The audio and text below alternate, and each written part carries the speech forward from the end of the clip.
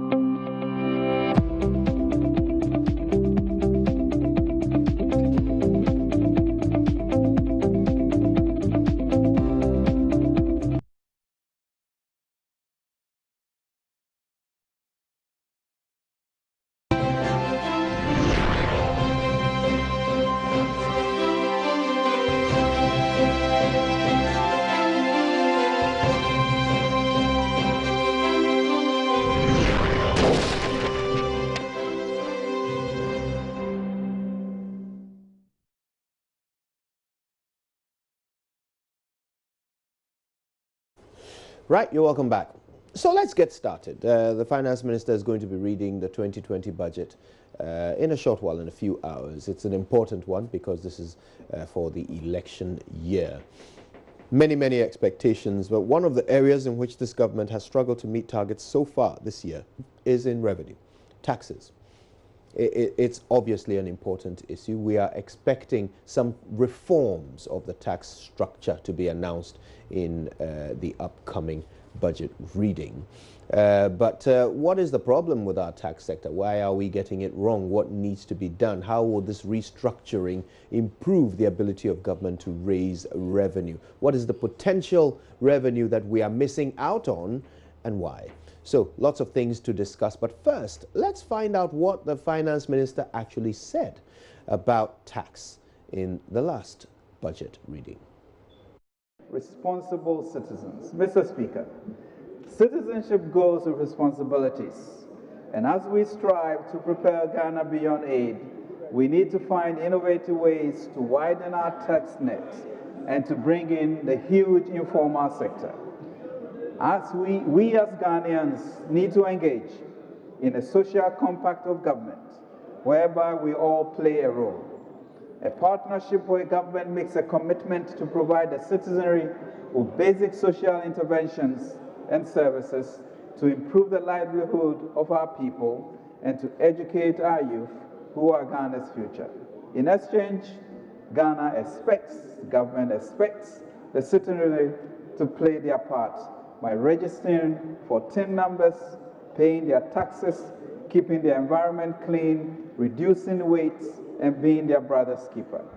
Mr. Speaker, government will broaden the tax net by simplifying payment of taxes through different routes under the guidance of GRA, including the elimination of paying for government services with cash, requiring that citizens show their TIN before accessing social services like free healthcare, free secondary school education, and beginning in September of this year.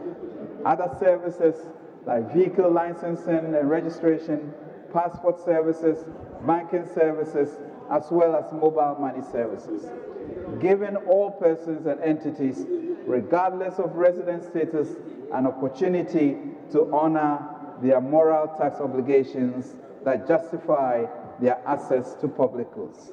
Let us all, Mr. Speaker, give to Caesar what is Caesar's. In 2019, government will focus its revenue mobilization efforts on reforming our revenue institutions, intensifying compliance measures, and broadening the tax network. We will further accompany these with some reliefs in 2019. Tax relief. Review of the income tax ban. Government, in the mid-year review, introduced an additional personal income tax ban of 10,000 Ghana cedis and above per month at a rate of 35%. We have listened to the feedback from the public and come to the conclusion that some relief from this tax measure in the middle class is justified. Accordingly, government proposes to review this band to impact monthly income above 20,000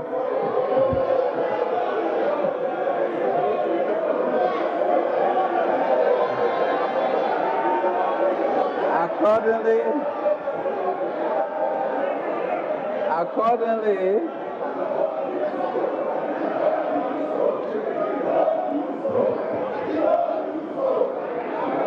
Mr. Speaker,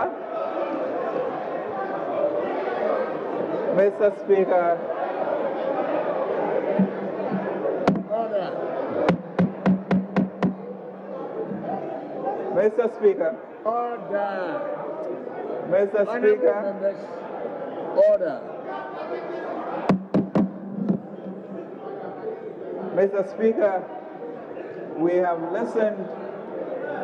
listened to feedback from across the aisle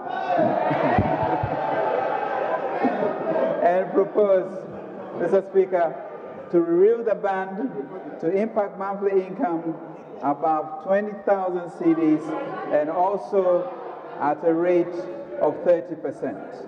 Mr. Speaker, we will bring the necessary changes to this August House to be legislated. Mr. Speaker, in view of the recent wage increase.